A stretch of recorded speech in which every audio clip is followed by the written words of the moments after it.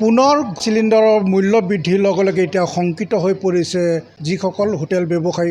মই বৰ্তমান উপস্থিত আছোঁ ৰঙাপাৰাৰ ভাই ভাই হোটেলত আৰু এই ভাই ভাই হোটেলখনত যেতিয়া ৰন্ধন গেছৰ মূল্য বৃদ্ধি পাইছে আৰু তেতিয়ালৈকে তেওঁলোক চিন্তিত হৈ পৰিছে, কাৰণ এতিয়া গ্ৰাহকৰ সংখ্যা ক্ৰমান্বয়ে হ্ৰাস পাবলৈ ধৰিছে।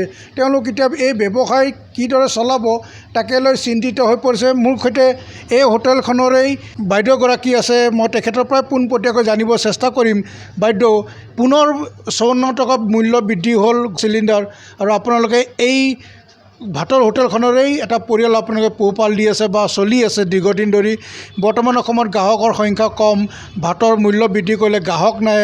পৰঠাৰ দাম 20 টকাৰ পৰা 30 টকা কৰোঁতে তেতিয়াও কমি গ'ল। এতিয়া কিদৰে আপোনালোকে চলিব, কি ক'ব? এতিয়াতো চিন্তা কৰি আছোঁ কেনেকৈ চলিম, কি কৰিম। গেছৰ দাম এনেকৈ বাঢ়িছে। কিন্তু এই যেতিয়া নিৰ্বাচনৰ সময়তো কৈছিল, তেতিয়াতো মুখ্যমন্ত্ৰী কৈছে গেছৰ দাম কমিব, দালি, চেনি, চাউল এইবিলাক ফ্ৰী দিব, লগতে মিঠাতেল ফ্ৰী দিব, চাহপাতো ফ্ৰী দিব। এতিয়া একো নিদিয়ে। এতিয়া আপোনালোকে কেনেকৈ ব্যৱসায় চলিব? এতিয়া কেনেকৈ চলিব সেইটোৱেতো ভাবি আছোঁ। গেছৰ দাম এনেকৈ বাঢ়িছে, খৰি পোৱা নাযায় মাৰ্কেটে। খৰিও নাপায় ন? হয়, তেওঁ বাইদেৱে কৈছে যে এতিয়া মূল্য বৃদ্ধি হৈছে, আৰু এই দোকানখনৰ যিজন শিক্ষিত নিবনুৱা যুৱক, এই যুৱকজনেই হোটেলৰ ব্যৱসায়ৰ জৰিয়তে তেওঁলোকে পৰিয়ালটোক পোহপাল দিছিল পিতৃ মাতৃৰ সৈতে। আৰু মই তেখেতৰ পৰাই পোনপটীয়াকৈ জানিব বিচাৰিম যে বৰ্তমান অসমত মূল্য বৃদ্ধিয়ে কিন্তু এই যিসকল সাধাৰণ দোকানী আছে বা যিসকল ক্ষুদ্ৰ ভাতৰ হোটেল আছিল তেওঁলোকক মাধমাৰ সুধাইছে, আৰু তেওঁলোক এতিয়া চিন্তিত আৰু শংকিত যে আগন্তুক দিনত তেওঁলোকে এই ব্যৱসায়ৰ সৈতে কিদৰে জড়িত হৈ থাকিব। বৰ্তমান অসমত মূল্য বৃদ্ধি হৈছে, তুমি এজন শিক্ষিত যুৱক আৰু এই ভাতৰ হোটেলখনৰ জৰিয়তেই তুমি এটা পৰিয়াল পোহপাল চলি আছে বা আৰু 2জন সংস্থাপন দিবলৈ সক্ষম হৈছে।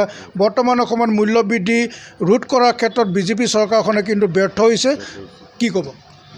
চাওক, মূল্য বৃদ্ধি বহুত ওপৰত পাই গ'ল। মূল্য বৃদ্ধিটো অলপ কমিব লাগে, কাৰণ ইমান মূল্য বৃদ্ধি পাই গ'ল। কাৰণ আমি যেনেকৈ চলাই আছিলোঁ, এটা হোটেল চলাই আছিলোঁ, ধৰক আমি 3জন 4জনে মিলি কাম কৰি এটা হোটেল চলাই আছিলোঁ। আজিৰ ডেটত গেছৰ দাম ইমান বাঢ়ি গ'ল। আজিৰ ডেটত মাৰ্কেটত খৰি নাপায়। খৰি যোনটো আগত 5 টকা পাই আছিলে, এতিয়া 8 টকা মুঠি খৰি পায়।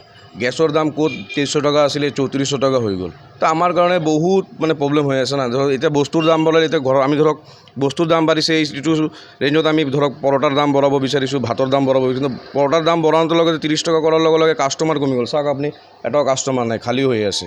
ৰাতিপুৱাৰ পৰা বহনি কৰিছোঁ, কিন্তু বহনি কৰাৰ লগে লগে কিন্তু যোনটো আগত বিক্ৰী আছিলে, এইটো বিক্ৰীটো কমি গ'ল এতিয়া। কাৰণ বস্তু এটা পৰঠা 30 টকা কৰিছোঁ, মানুহো ভাবে না পৰঠা 30 টকা দি খাম, কেনেকৈ খাম। অলপ মানুহে কাষ্টমাৰ যোনবিলাক আছে সিহঁতেও ভাবে, সিহঁতেওতো এনেকুৱা ডাঙৰ মানুহ নহয় যে পৰঠা 30 টকা দি খাব। চ' মূল্য বৃদ্ধিৰ কাৰণে চবৰে প্ৰব্লেম হৈছে, খালি হোটেল মোৰ প্ৰব্লেম হৈছে, যোনটো কাষ্টমাৰ আছে তাৰো প্ৰব্লেম হৈছে। 30 টকা দি তেখেতে কেনেকৈ খাব পৰঠা এটা? ভাত এটা যদি আমি আৰু 20 টকা বঢ়াই দিওঁ, কাষ্টমাৰটো ভাবিব না যে 70 টকা দি 60 টকা দি ভাত খাম, কেনেকৈ খাম। মূল্য বৃদ্ধিৰ কাৰণে বহুত প্ৰব্লেম হৈছে, আৰু এই মূল্য বৃদ্ধিটো ৰোধ কৰিব লাগে। আমাৰ যোনটো নতুন চৰকাৰ আহিছে তেখেতে মই অনুৰোধ জনাম যে মূল্য বৃদ্ধিটো অলপ ৰোধ কৰক। কাৰণ চাওক, গেছৰ অৱস্থা কেনেকুৱা চিটুৱেশ্যন হয়, আপুনি মানুহ কিমান ৰাতিপুৱাৰ পৰা সেই লাইনত থিয় হৈ থাকে, কিমান মানুহে প্ৰব্লেম পাই আছে। তো এই বস্তুটো অলপ হ্ৰাস কৰিব লাগে, ৰোধ কৰিব লাগে। মই এইটো চৰকাৰৰ তাত অনুৰোধ কৰিম।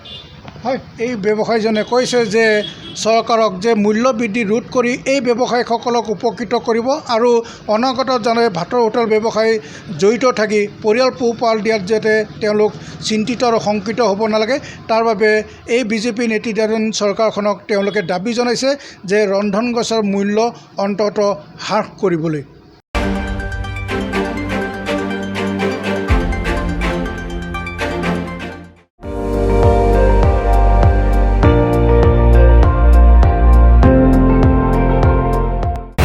আপুনি চাই আছে ND24, সৰ্বশ্ৰেষ্ঠ নহয় সৰ্বোত্তমৰ দৌৰত।